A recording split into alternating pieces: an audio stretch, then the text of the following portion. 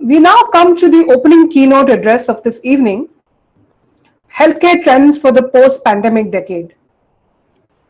The last 18 months have seen disruption across every industry, but none more than healthcare, as COVID was essentially a healthcare event. How has the pandemic shifted healthcare trends across the globe? What trends did it accelerate, and which ones were suddenly redundant? And how did it shape the industry? How did it shape the industry, and which of these shifts are going to be permanent? To throw light on these crucial questions and then some more, we have with us today Axel Baur. I hope I'm getting his name right. Senior partner and pharma and healthcare practice leader for Asia from Mckinsey and Company. Axel is a senior partner in the Hong Kong office, having served previously in Europe, Middle East, and Japan. He leads McKinsey's healthcare practice in Asia, serving pharmaceutical and medical product companies as well as health systems and insurance companies. Axel advises top management in pharmaceutical and medical product companies, public and private insurance companies, as well as hospitals and operations. In recent times, he has been focusing on the rise of health tech innovation and advising large incumbents on capitalizing on opportunities while protecting existing business. He supports Asian players with setting up global operating models while also advising large global clients exploiting emerging opportunities in Asia. Axel is an expert in innovative healthcare delivery models and is heavily involved in developing McKinsey's thinking on how healthcare systems can tackle future challenges. Based on time availability, this is a session we will take a couple of audience questions on. Please type it in the chat box and we will try to address a couple of those questions at the end of the session. Over to you, Axel. Thank you. And the surname was appropriately pronounced. Yeah. Sorry. Thank you for inviting me and obviously McKinsey. It's an honor and we're humbled by this opportunity to present today. If we could key up the presentation, this would be great. And I hope you see me well and hear me well. So given the topic of today's presentation, and obviously the agenda that will follow from here, I did want to start off by hopefully setting the tone for what I would say is probably the most interesting time in healthcare, and maybe one or two more sentences on my background. I'm a molecular biologist by training. I finished my PhD in 1994 in molecular biology, and ever since then have worked either in the pharmaceutical industry or I should have said also on the healthcare and the provider side. And looking back to the last 25, 30 years, I would argue that we've always said that healthcare is changing, and we've always said now is the time where everything is happening. But I'm pretty convinced that the period we're entering now is actually the most disruptive period of time for us in healthcare, and probably not only because of COVID and because of the post-pandemic that we're hopefully all facing, but probably also through many other reasons that I will be alluding to while I'm talking to you. If we could move to the next page. And I've understood that we will also be hearing people from the VC side, and we'll obviously be talking. You will be also talking to some of the startups in this place, and therefore I think it would be great to ground ourselves in a bit of also some facts around the healthcare financing. And what you see here is that after IT, healthcare industry has had the highest number of PE and VC hedge fund deals globally in 2020. Now it's just the sheer number of healthcare deals around 2000 just tells you how hot this place is. And we've only in 2021, in the first half of this year, seen roughly 200 IPOs around this, and the performance is obviously also amazing. We obviously will, and I assume this is a question later on. I'm also working with one of the venture capital funds here in Asia. We obviously need to understand what is noise and what is signals. But right now, assuming that everything is a signal, we see a lot of performance improvement across all these deals that we have seen, and quite some appreciation in the stock prices. Now, if we move away from just the sheer numbers of deals and performance, going to the next page, I think what is important to highlight that what we are going to see in healthcare is also going to improve health. This is not just money spent and not just nice investor themes. What we are seeing is that for every dollar that is being invested, we see between 2 to 4x of possible economic returns. And we see this in high income countries, we see this in upper middle income countries, and we obviously see this also in lower and middle income as well as lower income countries. So we see this happening across all geographies, and the impact globally is significant, and it's going to increase the overall GDP across the economies by 12 trillion, which is a significant number, and just for India alone will drive GDP growth by 0.3%. So this might sound small, but if we later on talk about how healthcare is looking like and the spend is looking like, it is actually a pretty significant number that is actually going to be seen in this place. And maybe we turn to the next page to actually take a further deep dive into this. And this is giving you a bit of a breathtaking view. If you're a system, if you're a government, if you're the Ministry of Health, and see these numbers, I would argue that many of our ministers of health and probably even regulators will have a lot of sleepless nights looking at the close to tripling of the US healthcare spend to close to 10 trillion, and also the more or less tripling of the healthcare spend in Canada and Europe, and going close to 20-fold increase in China. If you think about 2015, where it was 600 billion to close to 8 trillion in 2040. These are breathtaking numbers, and India is also increasing by 100-fold. So these are this healthcare is expanding, and rightfully so. I mean, in many of the low-income countries, in many of the Asian countries that I am serving, from Indonesia to China, from Japan to India, we see that healthcare is in dire need. And if we go to the next page, this dire need, and that's what I think the major part of this conversation today is about, is being driven through innovation. And the innovation comes in many different forms, and I think the innovation is a blessing and a curse. On the one hand, we will pay higher prices for innovative drugs, but at the same time, we hopefully will reduce the cost of care, and we will hopefully create more productivity in the system. And we'll need to make sure that we balance this innovation out as we look into the pipeline.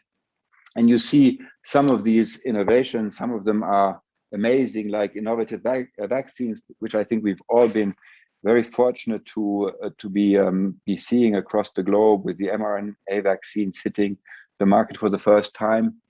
But if we take a 2040 look, we see obviously cell therapy and regenerative medicine coming in. And I personally, given I'm a biologist and probably in dire need, we will see regenerative organs in at least my time span in 20, 30 years. But today, given also the topic of today around digital health and true innovation, I do want to focus a bit more around tech-enabled care delivery, because this is what has been driving, I think, the last 24 months, where we have been seeing the pandemic. And I think it is going to be here to stay. I was talking to a physician this morning, actually in the US, where we were talking about POCT. And they are all experiencing a massive shift in their daily practice. And it is a massive shift that is truly tech-enabled. So let's dive into the tech-enabled care and what are the drivers for this, and what are some of the resulting features that I think we will all need to be looking into. If we can turn to the next page, please. On the one hand, I think we see these three input parameters where on the one hand, we have obviously the customer expectations for transparency, predictability, and convenience. And at the same time, we see probably for the first time ever, and I apologize for all physicians in the audience today, actually the HCPs and the providers adopting technologies and accepting technologies at a pace that at least I haven't seen before. And we are, with the new technologies, creating a very new, a different level playing field for many of the players to act in. And what, as a result of this, and I think it's a big used word, and I, as a biologist, sometimes feel very humbled by using this, we see actually the buildup of digital health ecosystems. And the focus of what I will be talking about now is how these health ecosystems are evolving and what kind of biotopes, if I may stress this, we are seeing in these ecosystems evolving. Now, if we move to the next page, I think what is important is these ecosystems, again, will touch every single part of our healthcare. And this is not just about a care delivery model where we will have remote patient support. One of the things that I think we have been seeing in the pandemic and potentially also in the post-pandemic is actually the wellness, mental health part that is evolving very, very rapidly. So improvement of wellness, preventative diseases, that is increasing. We see this around screening and diagnostics. Yeah. We probably have all been following the Grail and Guardian kind of evolution on liquid biopsy in the US, but we will see an amazing amount of new kind of procedures coming up, and obviously around care delivery. Overall, what we are seeing is probably a 10%, 100 billion value pool that can be addressed here through digital health. And we see this already happening in Asia. If we move to the next page, these digital health ecosystems are everywhere. And the four of the top ecosystems on the next page, please, if we are coming out of China. They are the Ping An Good Doctor model. Everyone knows about this. We see the Ali model, we see the We Doctor model, but we also see the Proctor model in India, and then the JD model. And if you just do the summary, we're roughly talking about 1.4 billion lives that are being addressed through digital health ecosystems. And moving to the next page, and this is the interesting part, these ecosystems do not necessarily come from the incumbents. Yes, we see some of the incumbents driving this, like Apollo in India or the Mayo clinics in the US, but in reality, we see 6 different players driving this. And if you ask me, I think it's the conglomerates and the startups and the tech players that are currently in the most holistic way driving these ecosystems and these evolutions. And the next page is trying to give you a bit of a structure around this. And as much as we've seen the 6 different players driving this, we see also 6 different emerging archetypes of ecosystems evolving. One is around an anchor in primary care, where we really use the HCP as an anchor, and we have, through virtual triage, a very quick pass through into the step down of this.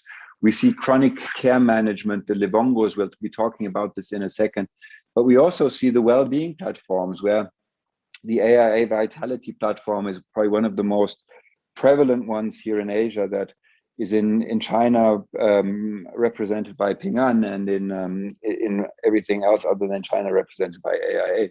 And these are all well-being platforms. And I think the important note on this one is it is not only about healthcare, it's also around well-being, and well-being is not only a health well-being, it's also a mental and broader well-being that people are trying to achieve.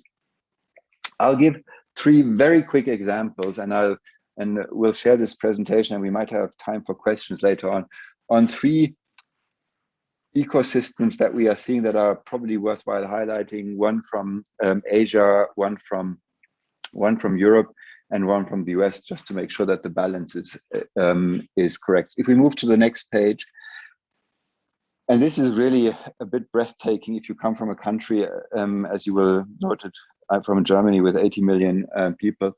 The Tencent Wechat platform, if we go to the next page, please, is actually a platform that has evolved out of a messaging platform where we have a billion, I'm not misspeaking, it's 1 billion monthly active users on the Wechat platform. And what Wechat has been able to do is to create an information platform and a data platform that allows Tencent to really not only predict and prevent and diagnose early, but also create this ecosystem that you are seeing here that is depicted on this page around consumer-facing integrated solutions that are integrated into the super app Wechat, but also being able to step down and allowing for provider-facing services as well as broader health AI invested services. And it's probably one of the most renowned solutions that I think has also been very helpful when it came to helping the Chinese government to be successful in combating COVID very early on, based on the information that they were having. The second example I would be showing is Zorose.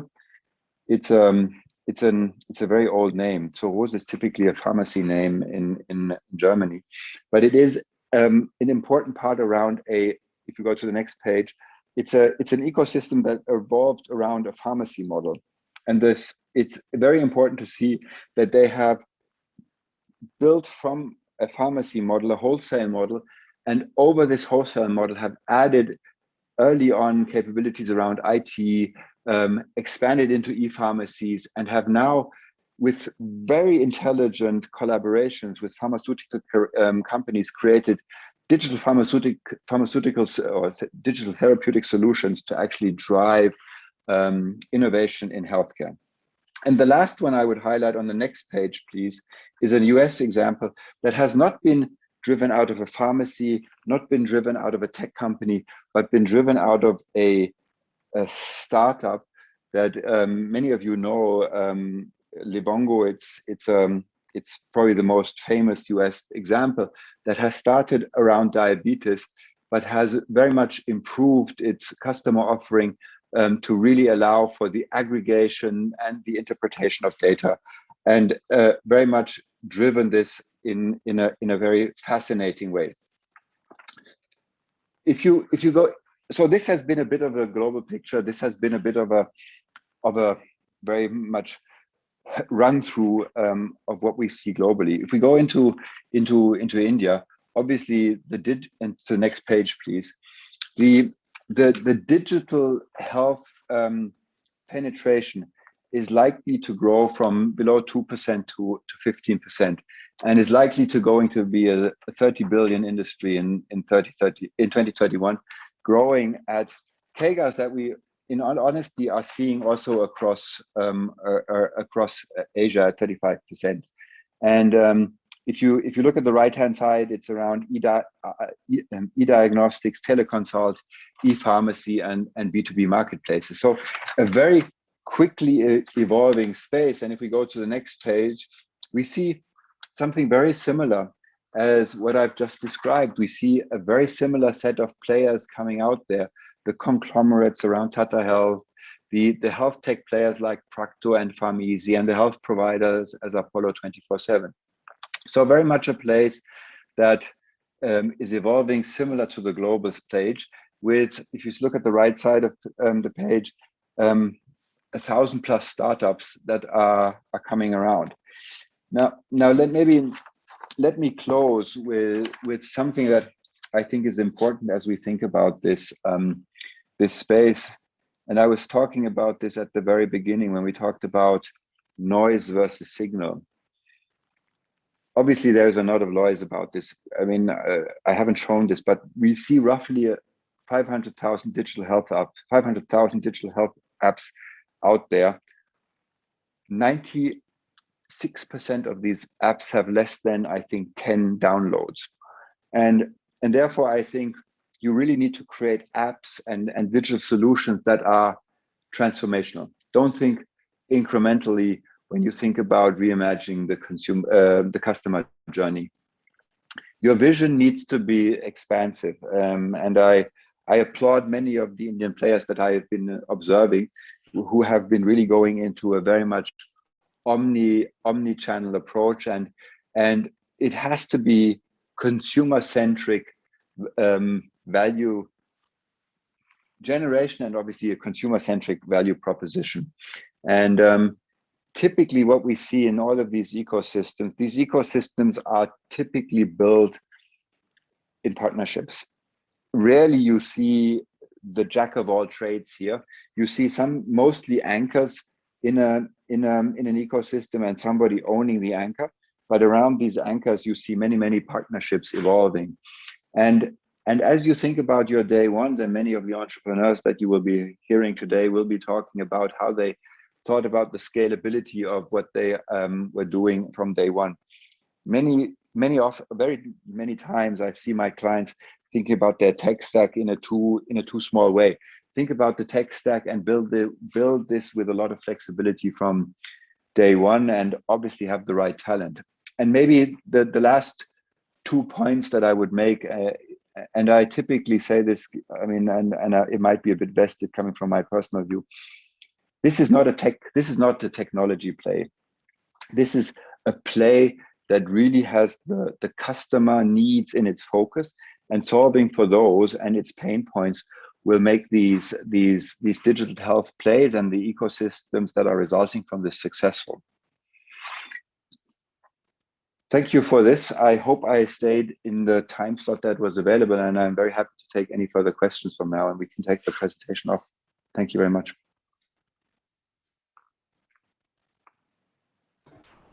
Thanks for that fantastic talk, Axel. We do have a question coming in. It says, Mr. Axel, what are your views around data privacy and protection of patient data information? Would this be used ethically and not to overprescribe medicine on health or health tests? This appears to be an ethical dilemma, which, when solving the problem, will give rise to this. Love your views on this, essentially on data privacy. What is your take on data privacy in healthcare? This is a super complicated topic, and I will give two very polarizing views here. And I do believe that we should, on the data privacy, however you want to pronounce this, would need to make the consumer the master of the usage of data. And this is how many healthcare systems, many geographies have solved for this, that it is basically an opt-in that I think is being driven by the consumer himself. I think we should not take the data privacy loosely, and it is typically solved through opt-ins that are discretionary to the consumer. I think the second part of this is this phone is taking away any privacy. You are everywhere. I live in Hong Kong. Apple has its data of the iPhone in a Dalian, which is a mainland China data center. I have to assume that the data privacy is given. But we are so loosely taking care of our data. We use WhatsApp, we use whatever kind of communication way. We put all our photos into Instagram. So I think we have this, on the one hand, very old-fashioned view, and rightfully so, to be managed view around data privacy. But at the same time, I think on many other dimensions, we have swung the pendulum to an extreme that we are not controlling anymore. And I think we need to be, I think, open that at least the players I have been observing in healthcare are using this data in a very prudent and in a very benign way. There is no malicious intent of any of the players here to expose an individual to data privacy. I understand when it comes to healthcare underwriting that once you have data privacy, you will have all of a sudden a higher premium to be paid. I understand that if you put your data online, you might have problems with the next with the next employer because they would be disclosing mental health problems. We should obviously take all of this very, very seriously, but please let's not over-index on something that we as consumers are taking very, very lightly on a day-to-day basis. And I don't recall the numbers entirely, but I think India has 600 million smartphone users. So it's a stunning number, and I think we just need to balance it right. It's an important question, but typically regulators, together with providers, insurance, and consumers, need to solve this collectively. Sure, thank you. There's one more question from John. Axel, thanks for bringing to life the amount of growth in Indian in health innovation. Which are the spaces, gaps, opportunities that you think need greater focus from entrepreneurs and investors? Oh, wow. So if I had the answer, I would not be at McKinsey and I would not be giving this talk. I would probably be the entrepreneur myself. No, but on a serious note, I think if you think about the US, one of the most amazing topics that I've seen over the last 2 years arising is the interoperability of data. And I think one of the big unsolved issues across Asia is really the quality of data, the usage of data, and the interpretation of data. And I would argue that if I were an investor, I would invest into data companies that are really taking the collection and the augmentation and the interpretation of data seriously, to be able to do the predict and the prevent that are the most two important pieces of healthcare very, very seriously. I think the other part of the solutions are, I think the pockets of solutions that we're seeing, but really thinking about this holistically is really how do we bridge in healthcare really the siloedness around provision? And how do we increase the integration between, in a mutually beneficial way, the integration between the payer and the provider? Because on the one hand, there is this massive distrust between the silos of provision, and there is obviously the massive distrust between the provision and the insurance in the system. And any startup that solves for these issues is going to be a winner in the future. Sure. I think we are out of time. We won't have time to take any more questions. I just wanted to highlight that Livongo, the example you gave, Livongo is coming on board tomorrow in one of our Silicon Valley panel. So I just want to bring that up. Thanks so much, Axel. It's been fantastic having you here. And thank you for the invitation. Yeah, thank you.